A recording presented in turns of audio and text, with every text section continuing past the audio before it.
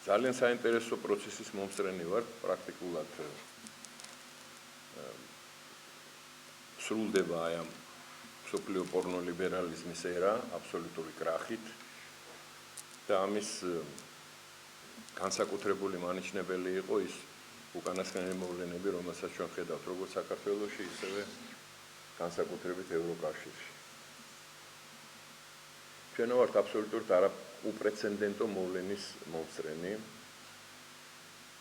თქვენ იცით, რომ გუშინ წინ გამოცხადდა და გამოქვეყნდა სია სანქცირებული ადამიანების, საქართველოს მოქალაქეების ამ სიის ერთ-ერთი, ასე ვთქვათ, წევრი მეც ვარ. და მინდა გითხრათ, რომ ძალიან საინტერესოა კითხვა. რატო დამასანქცირეს მე?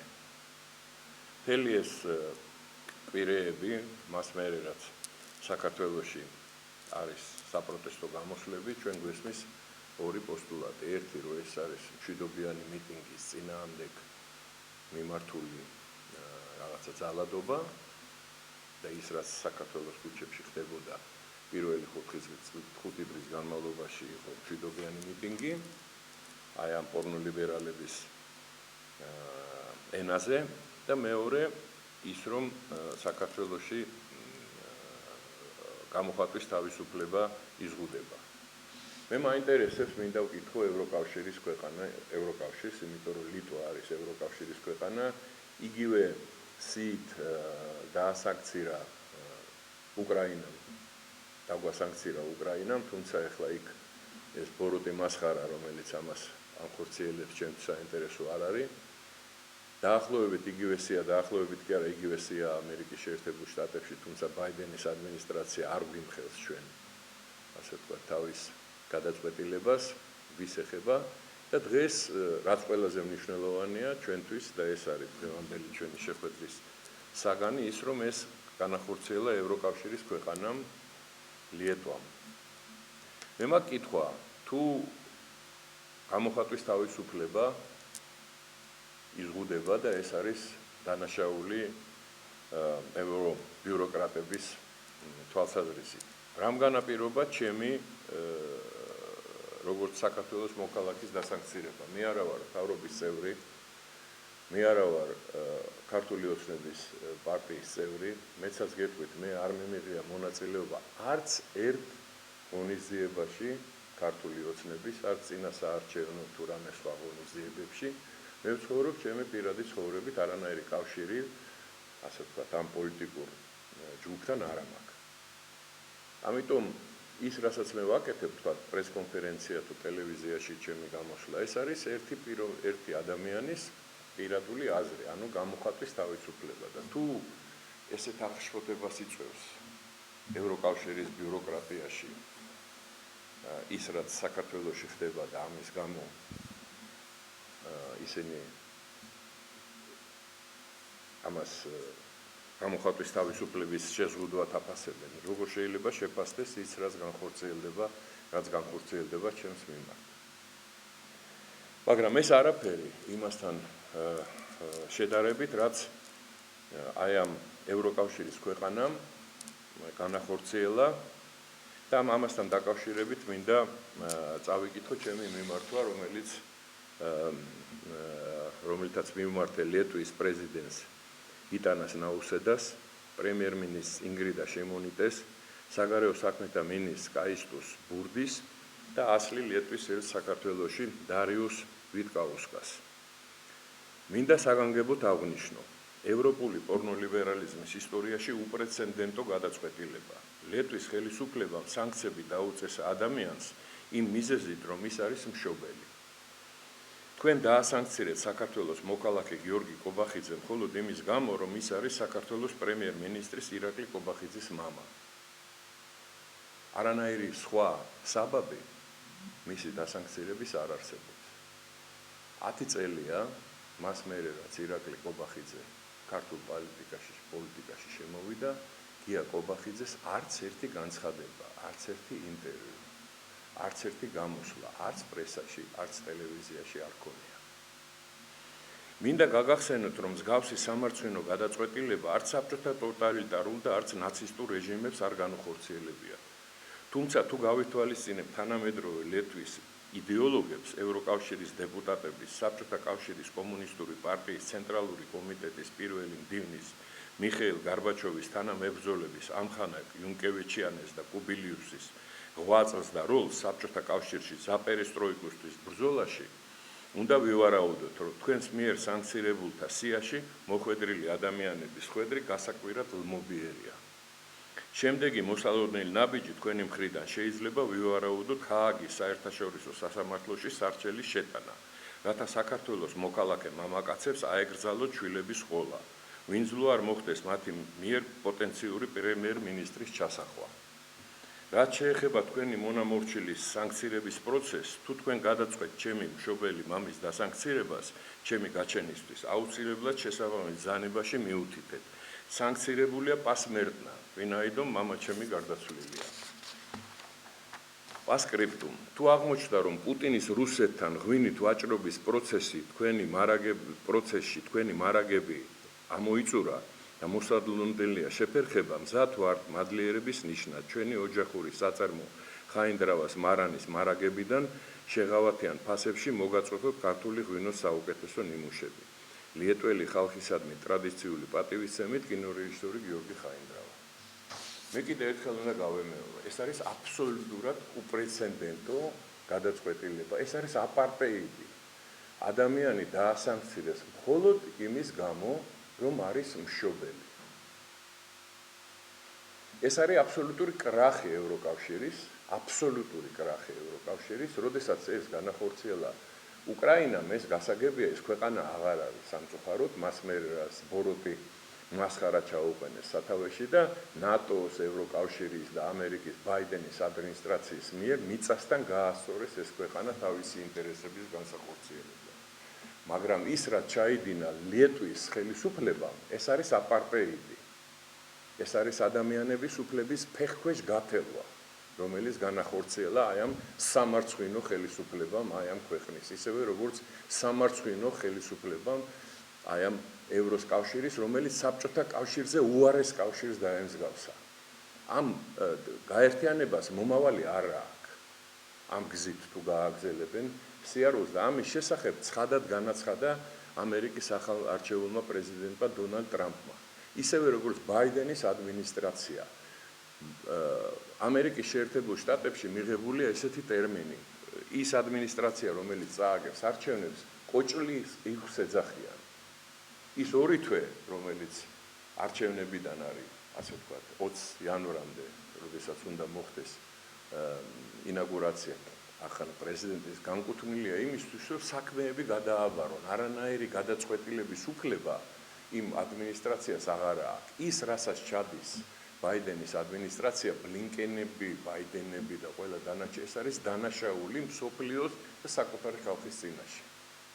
ეხლა რაც შეეხება ევროკავშირს, ჩვენ გუშინ სანქციებზე გველაპარაკებოდა ქალბატონი კაია კალასი, რომელიც თავის დროზე იყო პრემიერ-მინისტრი ესტონეთის. და მისი ქმარს გააჩნია 200 მილიონიანი ბიზნესი რუსეთში. და თავის დროზე, როდესაც ეს გაცხადა ესტონეთში და ამის შესახებ ასე ვთქვათ საჯარო განცხადება გაკეთდა, ქალბატონმა კალასმა განაცხადა, რომ არ იცის, რომ მის ქმარს ბიზნესი აქვს რუსეთში. თქვენ წარმოგიდგენიათ, როგორ შეიძლება, რომ ევროკავშირის ერთ-ერთი ყველაზე დიდი ინსტიტუტის ხელმძღვანელი იყოს ის, ვინც საკუთარ ოჯახში რა ხდება, ის არ იცის.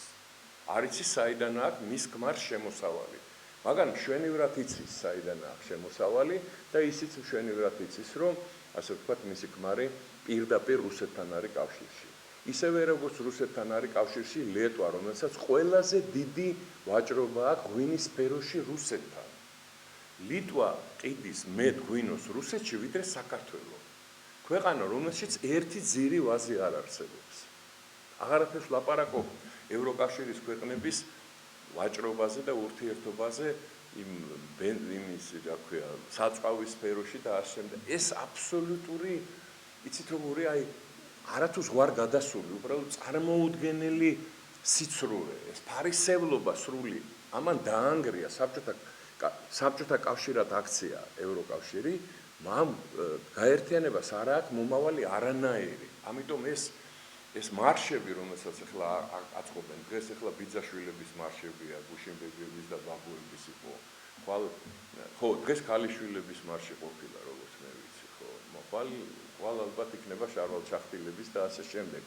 ეს კლოუნადა, რომლის მოწმეები ჩვენ ვართ და ის კლოუნადა, რომელსაც ჩვენ უყურებთ ევროკავშირში, გუშინ უყურებდით და უსმენდით გამოსვლებს, რასაც ლაპარაკობდნენ, რომ საქართველოში პირველი 5 დღე თურმე ყოფილა მშვიდობიანი, ესე იგი ჩვენ ვართ ბრმები, ყრუები, არ ვიცით რას ნიშნავს, არაფერი არ გვესმის, ვერაფერს ვერ ვხედავ. უკანასკნელი დღეების მანძილზე არ ყოფილა არც ერთი ინციდენტი. არც ერთი პოლიციელი არ ყოფილა იმ ტერიტორიაზე, სადაც აქციები ტარდება. იმიტომ რომ ეს აქციები იყო მშვიდობიანი. იმიტომ რომ ის ბირთვი იმ მოძალადეების, იმ ბანდიტების, იმ ქვეყნის მოძულეების, ვინც მთელი ამ დღეების განმავლობაში ცეცხლში და მახვილში გაახვია საკუთარი ქვეყანა, ის ბირთვი იყო ამოღებული იქიდან და დარჩნენ მხოლოდ ჩვეულებრივი მოქალაქეები, რომელთაც, სხვა საქმეა ვთქვათ, მათ დამოკიდებულება საკუთარი ქვეყნისთვის, მაგრამ მოძალადეები არ არიან, ამიტომ არანაირ ძალად ამაზე არავინ არ ლაპარაკობს. გუშინ შედგა, ხო, ევროკავშირში აი ამ საგარეო საქმეთა მინისტრების გამოსვლა, ხო, 5 ქვეყნის წარმომადგენელს შერცვა, 2-ს არ ჭირდებოდა შერცვანა, იმიტომ რომ თავითვე სიმართლის პოზიციაზე იყვნენ სლოვაკეთი და უნგრეთი, მაგრამ იტალიამ, ავსტრიამ და ჩეხეთის საგარეო საქმეთა მინისტრებმაც თქვეს, რომ თუ ჩვენ არ გვექნება ფაქტები იმასთან დაკავშირებით, რაზეც ჩვენ ლაპარაკობ, ბუნებრივია არანაირ სანქცირებაზე ლაპარაკი არ იქნება. თან გველაპარაკებიან იმ ასე ვთქვათ ორგანიზაციის წარმომადგენლები, სადაც იუნკევიჩიანი ეს რუსეთის დაზვერვის აგენტი 30 წელიწადია, მას მერე რაც გარბაჩოვის პარტიის წევრი იყო, არის დანიშნული საქართველოზე მუდმივ მოქმედ მომხსენებლად. ეს ქართველთა მოძულე რა, რომელიც არაერთხელ ნახეთ მისი ასე ვთქვათ პირდაპირი განცხადება ამასთან დაკავშირებით. კუბილიუსი, რომელიც ასევე არის გორბაჩოვის პერესტროიკის პარტიის წევრი, გორბაჩოვის პარტიის წევრი და ბუნებრივია რუსული დაზვერვის თანამშრომელი, ის არის უსაფრთხოების კომიტეტის თავმჯდომარე. აი ამ დაწესებულებებიდან ჩვენ გველაპარაკებიან დემოკრატიაზე, თავისუფლებაზე, ადამიანის უფლებებზე და ეხლა როგორ შეიძლება ეს ასე ვთქვათ იყოს ახსნილი, მე ვფიქრობ, რომ ამას ასე ვთქვათ დიდი მსჯელობა არ სჭირდება. აი ეს არის რეალური ვითარება, რომელშიც ჩვენ ვართ. მინდა გითხრათ, რომ საქართველომ გადაიტანა პოლიტიკური დიდგვარი და ჩვენ ეს ბრძოლა მოვიგეთ. ჩვენ ეს ბრძოლა მოვიგეთ ამერიკაში ადმინისტრაციასთან, ბაიდენის ადმინისტრაციასთან, ჩვენ ეს ბრძოლა მოვიგეთ ევროპაში, ევროკავშირში და ჩვენ ეს ბრძოლა მოვიგეთ საქართველოში. იმიტომ რომ ის უმსგავსობა, ის უკუღმართობა, ის ღვთისგმობა, რომლის მოწმენი ვართ ჩვენ უკანასკნელი დღეების განმავლობაში, არ შეიძლება რომ ამან საქართველოში გაემარჯვოს. ეგ არის გამორიცხული. ერთი შანსი არ აქვს ამ ბორო და ბნელ ძალებს, რომ საქართველოში რამე წარმატებას მიაღწიონ. ეს არის ღვთისმშობლის წირხვედი ქვეყანა, ეს 2000 წლოვანი ქრისტიანული ტრადიციის მატარებელი ქვეყანაა, ეს არის ქვეყანა, რომელმაც გაუძლო ძალიან მძიმე განსაცდელებს მთელი თავის ისტორიის მანძილზე და ეს ქვეყანა ვერასოდეს შარვალ-ჩახტილ დიდ ჩაფარიძესთან არ დამარცხდება, ამის პირობას გაძლევ. და კიდევ ერთი მე მინდა მივმართო ამ 4-ეულს, რომელიც ძირს უთხრიან საქართველოს კეთილდღეობას და მომავალს. ეს არის ხაზარაძის, ეს არის აი ამ ლიაკა ხოშტარიას, ეს არის ნაციონალური მოძრაობა და მეოთხე ვინ არიან იქ, იმის პარტიას რა, რო იცოდეთ რა, რომ ეს ცხოვრება გაგრძელდება, ეს უბედურება დამთავრდება, წალეკავს და წაიღებს წყალი აი ამ პორნოლიბერალიზმს ევროკავშირიდან, ევროპიდან, ამერიკის შეერთებული შტატებიდან და საქართველოსდანაც ბუნებრივია. და თქვენ აქ დარჩებით საცხოვრებლად და ჩვენც აქ დავრჩებით რა. და ძალიან ბევრი კითხვები გვექნება, რომელზეც პასუხის გაცემა მოგიწევთ ქართული საზოგადოების წინაშე და მოემზადეთ ამ პასუხის გასაცემად.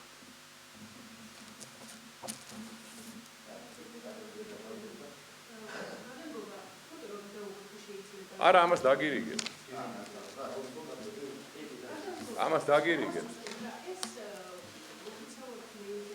ხო, ეხლა ერთი რამე, ეხლა მინდა ხო ამასთან დაკავშირებით. ეს ოფიციალურად, ასე ვთქვათ, ამას გადაუგზავნი, ოფიციალური გზებით გადაუგზავნი როგორც ლიტვის ხელმძღვანელობას, ყველას ვინც აქ არის, გარდა ამისა, წერილები, სადაც კითხვა დაისმება იმასთან დაკავშირებით, რას ნიშნავს საქართველოს მოქალაქის გიორგი კობახიძის დასანქცირება ლიტვის მხრიდან. რა ფენომენთან აქვს საქმე? გაეგზავნება ევროკავშირის ხელმძღვანელობას, გაეროს ადამიანის უფლებათა ოფისს, ასევე Amnesty International-ს ადამიანის უფლებათა დაცვის სხვადასხვა ორგანიზაციებს, სადაც დაისმება კონკრეტული კითხვა. ახსნან რა მიზეზით მოხდა მოქალაქე გიორგი კობახიძის დასანქცირება ლიტვის ევროკავშირის წევრი ქვეყნის ხელისუფლების მხრიდან. რომ აგვიხსნან რაშია საქმე. აუცილებლად. ჩემი დასანქცირება მოხდა ჩემი, ასე ვთქვათ, გამოხატვის უფლების მე არ ვიცი რითი მოხდა. იმიტომ ისევ ვიმეორებ. მე არც ეხა აღარ ვაპარაკობ არაფერს იმ აბსოლუტურად აბსურდზე რა, როდესაც დასანქცირებული არის მინისტრი იმის ინფრასტრუქტურის, ხო? იქნება ვინმე მიპასუხოს. ის პოლიტიკაში საერთოდ არ ერეოდა არასოდეს. ჟვიად სალამბერიძე, ხო? კახა ბექაური. აი, რომელიმე თქვენთაგანმა იგივე გაიხსენოს ერთი განცხადება მაინც პოლიტიკური, მათი ესენი არიან თავისი, ასე ვთქვათ, სამინისტროების ხელმძღვანელები, რომელიც თავის საქმით არიან დაკავებული, ხო? ქარსელაძე, რაშუაში, რატო დაასანქცირეს კანცელარზე? მაგრამ ეს აბსურდი საიდან მოდის, იცი? ეს აბსურდი მოდის ბაიდენის ადმინისტრაციის აბსურდიდან, იმიტომ რომ იმ ოთახიდან არის გაგზავნილი ერთ-ერთი ოთახიდან ეს წერილი და ეს წერილი იქ საიდან მივიდა, ესე ძალიან კარგად ვიცი, ხო? ჩვენ ხო ვიცით, ვინ დაწერა ეს წერილი, ვინ შეიტანა, ვთქვათ, ის ადამიანები, ვინც არ მოწონს, პირადად არ მოწონვართ, მე, კახა ბექაური არ მოწონთ, ირაკლი ხარსელაძე, გია კობახიძე არ მოწონთ, ხო? გესმით, რასთან აქვს საქმე? ხო, ეს არის აბსოლუტურად გადაგვარებული პოლიტიკური ელიტა, ეგრეთ წოდებული. აბსოლუტურად გადაგვარებული. ბაიდენი დაწყებული და ევროკავშირის კალასი მალასი არის ხელისუფლანი, აი ამ იუნკევიჩიანე და ამ დამთავრებული დღევანდელი ევროკავშირის ბიუროკრატია. გადაგვარებული აბსოლუტურად. არც კი კითხულობენ, ხო? ლიტვის ხელისუფლებამ ისე გაგვასანქცირა, არც კი წაიკითხა, არც დაინტერესდა. რომ რაშია საქმე, ჩემ გასწრიფ წელია პროპაგანდისტი და რისი პროპაგანდისტი ვარ მე? რაში გამოიხატება ჩემი პროპაგანდისტობა? სადმე უნახი ვართ რომელიმე მიტინგზე, რომელიმე აქციაზე, ან რომელიმე, ვთქვათ, იმისი, რა ქვია, ქართული ოცნების გარემოცვაში, ხო? უამრავი წინა საარჩევნო პერიოდში რამდენი შეხვედრა ჰქონდა, რამდენი მიტინგი, რამდენი რაღაცა ღონისძიება ჰქონდა. სადმე ვინმეს უნახი ვარ, ერთხელ მაინც გაყრი არც აქ, ხო? რა პროპაგანდისტი მე ვარ? ესე იგი ის რომ მე ჩემი აზრი გამაჩნია იმაზე რა ხდება და ის რომ მე ასე ვამხელ მათ კორუფციას, ხო? ეხლა წარმოიდგინეთ, რომ ნუ ამის იქით წარმოგიდგია რობერტა მეცოლამ დაპატიჟა სალომე ზურაბიშვილი, რომელსაც დაუმთავრდა პრეზიდენტობის ვადა საქართველოში 14-ში, იმიტომ რომ 14-ში ახალი პრეზიდენტი იქნა არჩეული საქართველოში, ხო? სალომე ზურაბიშვილი პრეზიდენტი აღარ არის. და სალომე ზურაბიშვილი დაპატიჟეს ევროკავშირში რაღაცა გამოსვლა. ნუ ხო გესმით, ესე პირდაპირ სათავეში ეს კალასები და სათავეში უდგანა გადატრიალების ცდილობა საქართველოში, ხო? აი ეს არის რეალობა. აი იქამდე დაეცა მსოფლიო პოლიტიკური კულტურა, რომ ევროკავშირი, ბაიდენის ადმინისტრაცია და სხვადასხვა, თქვა, ეგრეთ წოდებული დემოკრატიული უწყებები ცდილობენ საქართველოში სახელმწიფო გადატრიალების მოწყობას. პირდაპირ მონაწილეობენ, ამაში არც მალავენ. საგარეო საქმეთა მინისტრები ჩამოდიან ქვეყანაში და გამოდიან ანტისამთავრობო მიტინგებზე.